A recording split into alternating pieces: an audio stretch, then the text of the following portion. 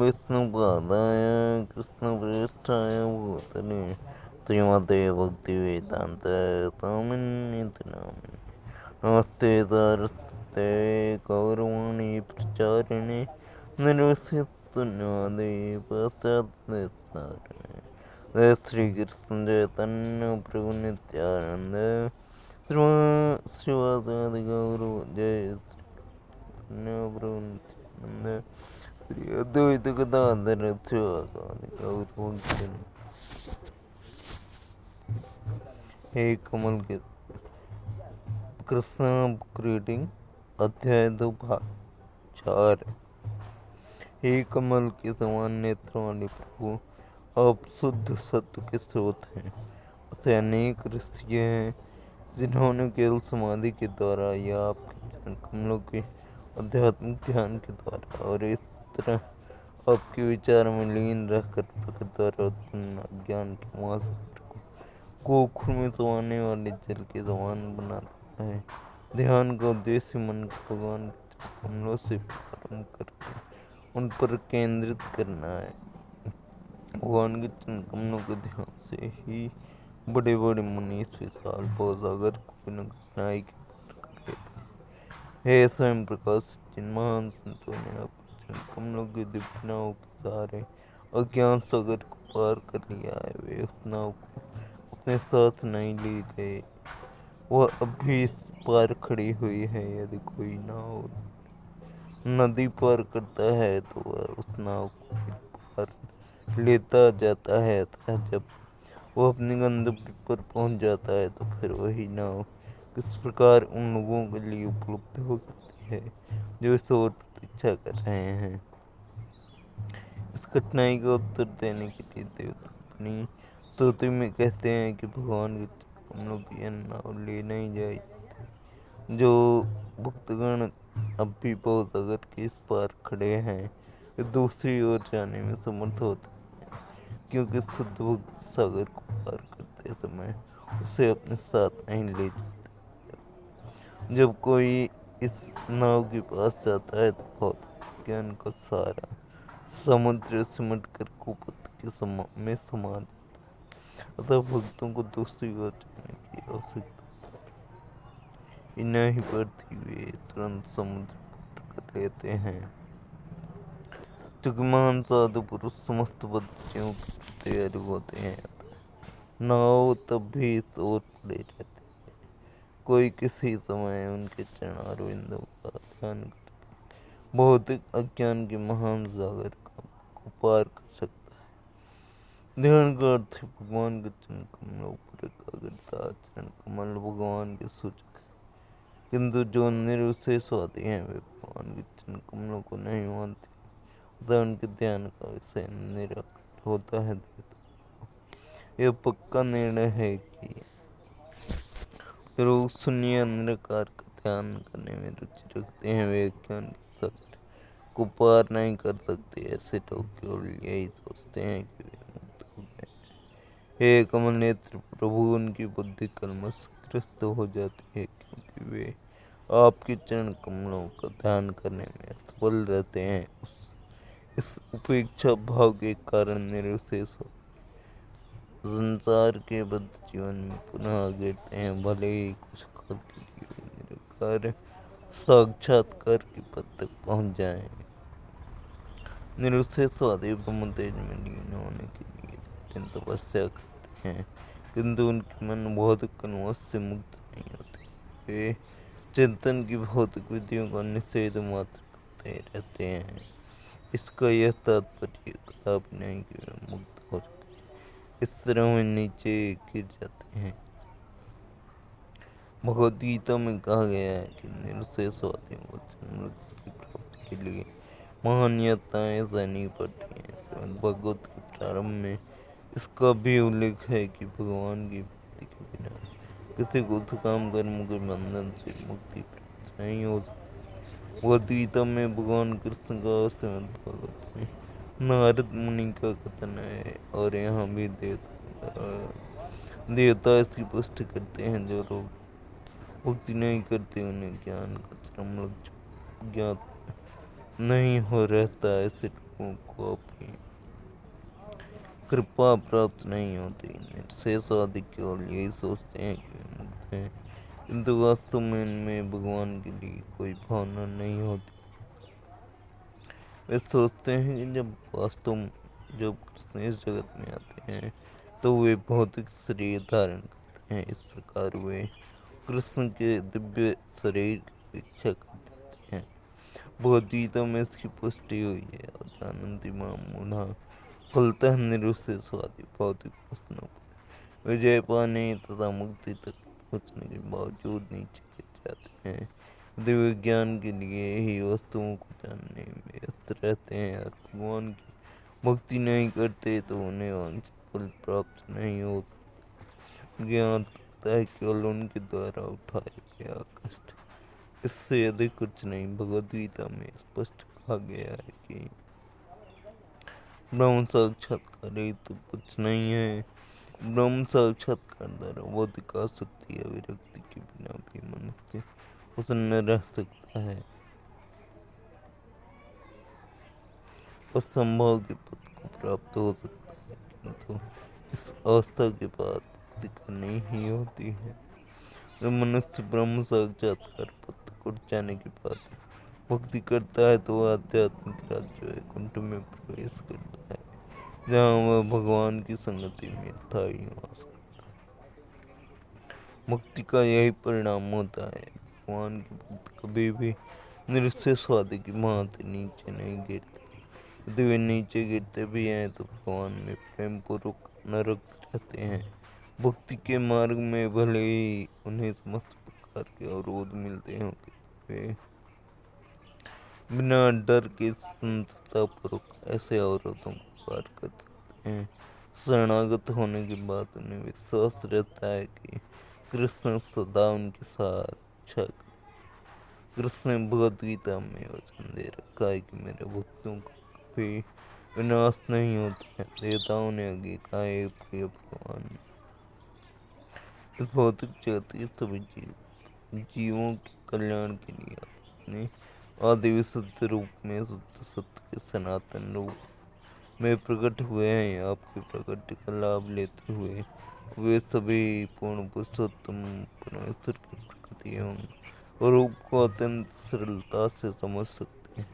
चारों आश्रमों के व्यक्ति, ब्रह्मचारी, गृहस्थवान,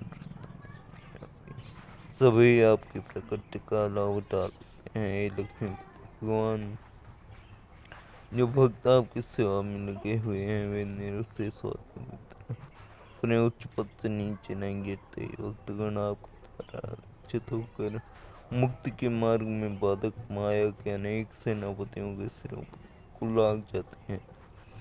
हे प्रभु, आप जीवों के लाभ के लिए अपने दिव्य शाश्वत रूप में प्रकट होते हैं, जिससे वे आपका साक्षात दर्शन कर सकें और वेदों के अनुष्ठानों, यौगिक साधना तथा शास्त्र विहित भक्ति के द्वारा आपकी पूजा कर सकें। आपकी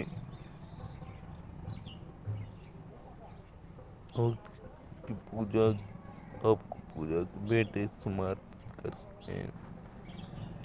हे भगवान, यदि आप अपने सच्चिदानंद रूप जो आपके पद के बारे में सभी प्रकार की मनगढ़ंत अविद्या को दूर करने वाला है न प्रकट होते, सभी लोग अपने अपने भौतिक गुणों के अनुसार आपके विषय में केवल कल्पना करते रहते हैं।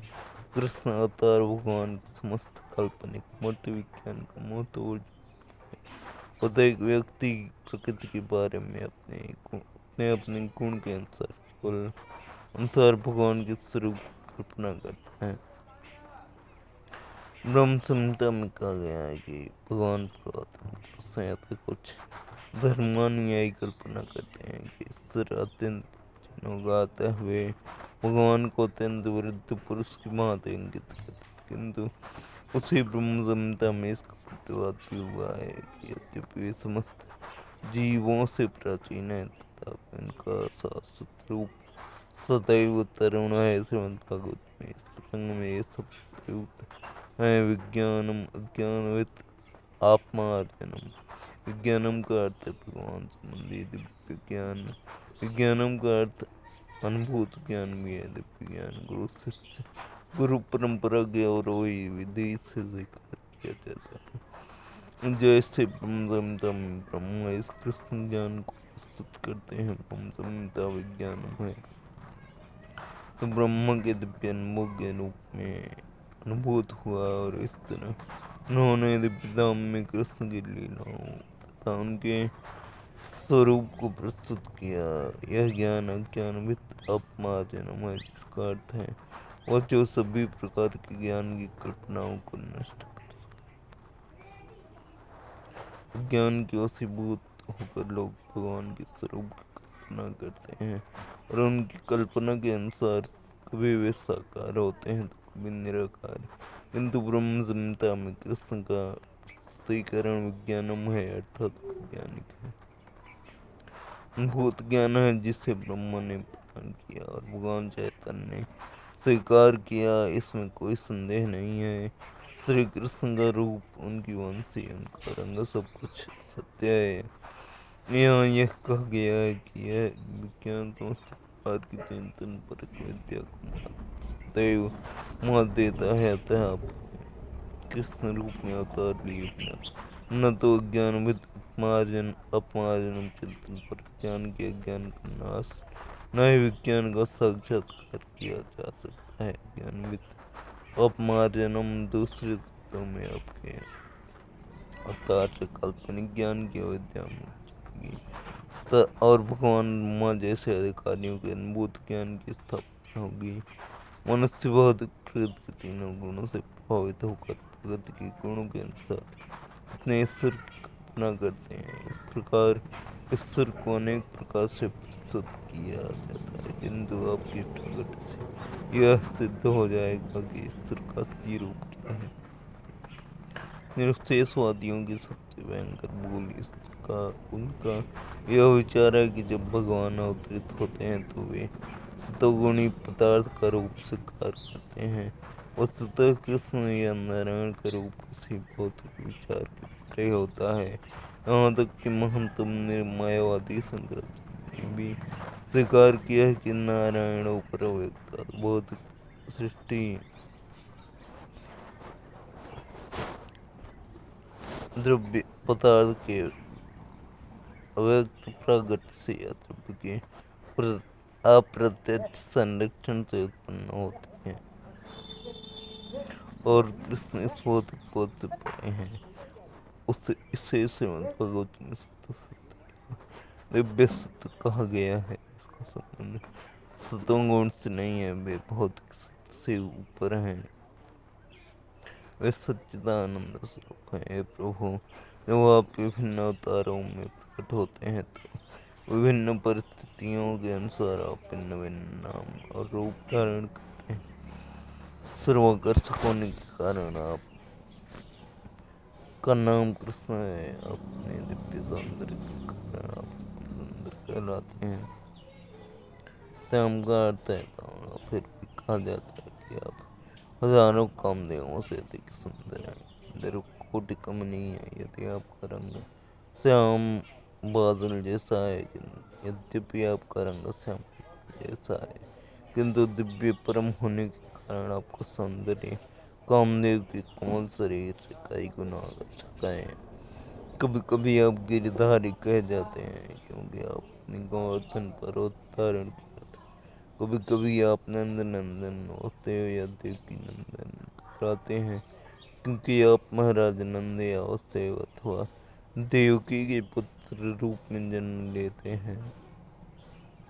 निरुसे स्वादिष्ट सोचते हैं कि आपके अनेक नाम स्वरूप आपके किसी विशिष्ट कार्य तथा गुण के कारण है, क्योंकि वे अपने को बहुत प्रेक्षक दर्शक मानकर स्वीकार करते हैं। हे प्रिय, आपकी प्रकृति रूप और तथा कार्यकलाप की कल्पना द्वारा नहीं जाना जा सकता। आपकी प्रकृति दिव्य रूप नाम तथा गुणों को समझने के लिए मनुष्य को पहले भक्ति करनी होगी। वस्तुतः जिस व्यक्ति में आप कर्मों की सेवा के लिए रंज भर भी रुचि होती है, वही आपकी प्रकृति रूप तथा गुण को समझ सकता है। अन्य लोग लाखों वर्षों तक चिंतन करते रहने पर भी आपकी वास्तविक स्थिति को का एक अंश भी नहीं समझ। दूसरे शब्दों में भक्त कभी भगवान कृष्ण को नहीं समझ सकते, क्योंकि योग माया का आवरण कृष्ण के वास्तविक स्वरूप को ढके रहता है। जैसा कि भगवत गीता में पुष्टि हुई है, नाम प्रकाश। भगवान कहते हैं, मैं हर एक के लिए प्रकाशित नहीं हूँ। जब कृष्ण ने अवतार लिया तो वे कुरुक्षेत्र के युद्ध क्षेत्र में उपस्थित थे, और सबों ने उन्हें फिर भी उनकी उपस्थिति मरने, लेकिन उनमें से हर एक व्यक्ति यह नहीं जानता कि वे भगवान हैं। फिर भी उनकी उपस्थिति में मरने वाले प्रत्येक व्यक्ति को मोहबंधन से पूर्ण मुक्ति मिली, और वह वैकुंठ लोक को भेज दिया गया।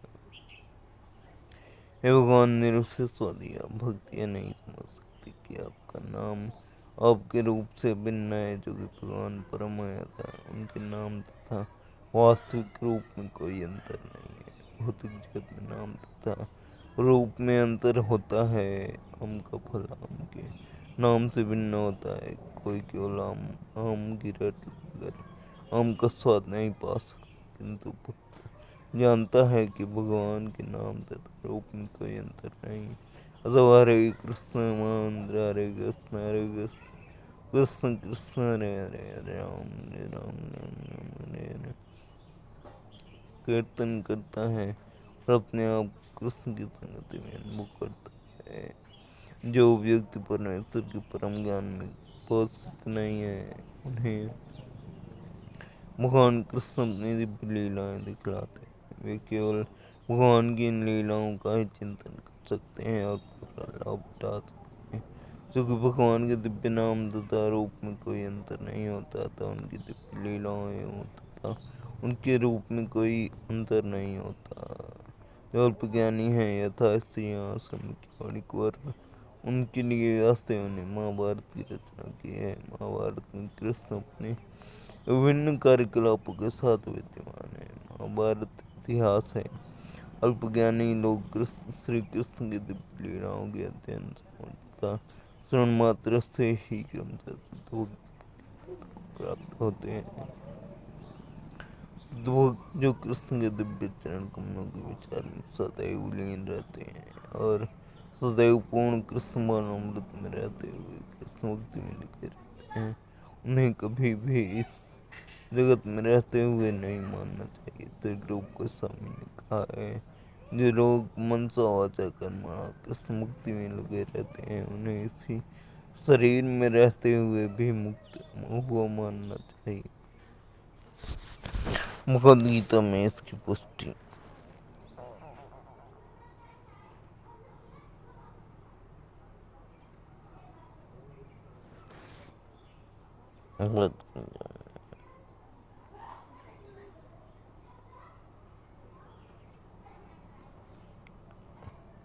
गीता में इसकी पुष्टि की गई है।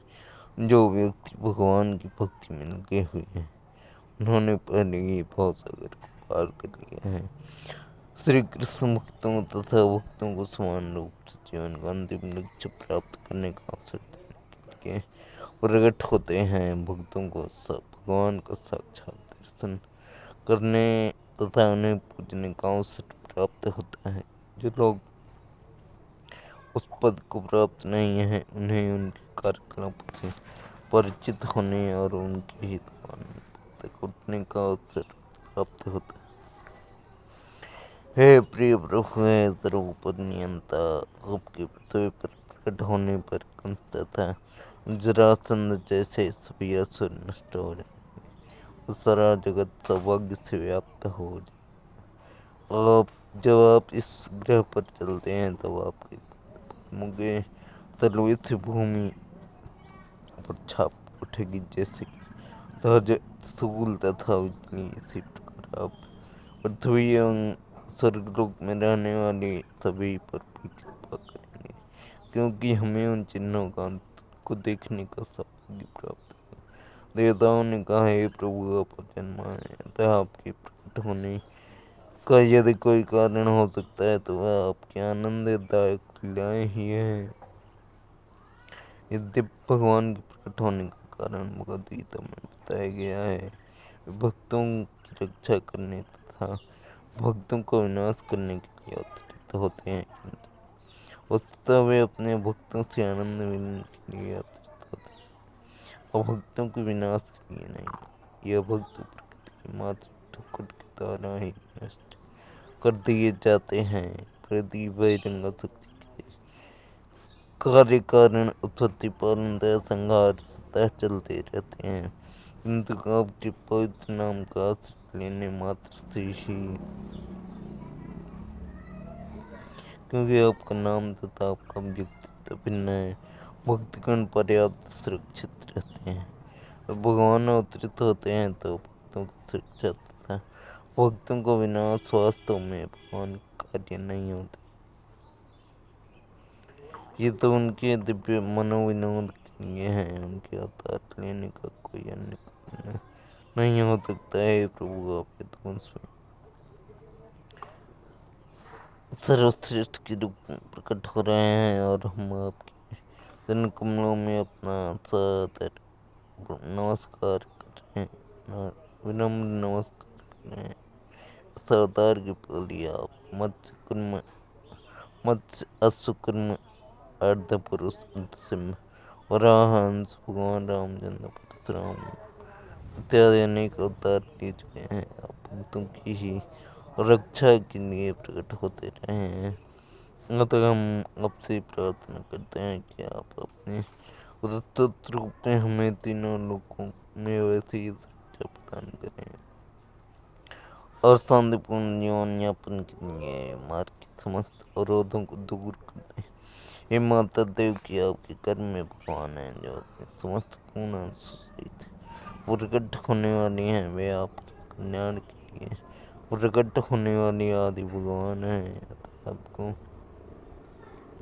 अपने भाई भोजराज से भयभीत नहीं करना चाहिए। आपके पुत्र भगवान कृष्ण जो आदि भगवान हैं, वे पवित्र यदुवंश रक्षा हेतु प्रकट होंगे। भगवान के लिए नहीं अवतार ले रहे हैं, वे अपने पूर्णांश बलदेव के साथ होंगे। देवकी अपने वैज्ञानिक से अत्यंत भयभीत थे, क्योंकि उसने कई शत्रु मार डाले थे। वे कृष्ण के विषय में अत्यंत चिंतित थी। विष्णु पुराण में कहा गया है कि देवकी की सांत्वना प्रदान करने के लिए सभी देवता अपनी पत्नियों सहित उनसे मिलते रहते और प्रोत्साहित करते रहते कि वे डरे नहीं, उनके पुत्र को कंस मार देगा उसके वध में उनके घर में स्थित कृष्ण कन्या केवल संसार को पार करने या पुत्रने यदुवंश के हित की रक्षा करने और विशेष रूप से देवकी तथा वसुदेव की रक्षा करने के लिए प्रकट होना था।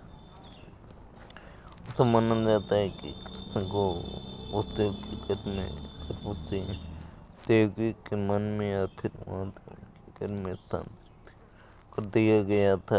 सभी देवताओं ने कृष्ण की माता देवकी की पूजा की। इस प्रकार भगवान के दिव्य रूप की पूजा करने के पश्चात ब्रह्मा तथा देव जी को आगे करके सभी देवता अपने स्वर्गीय लोकों को चले गए। इस प्रकार लीला पुरुषोत्तम श्री कृष्ण के अंतर्गत देवताओं द्वारा गर्भस्थ भगवान कृष्ण की मुक्ति वेदांत तात्पर्य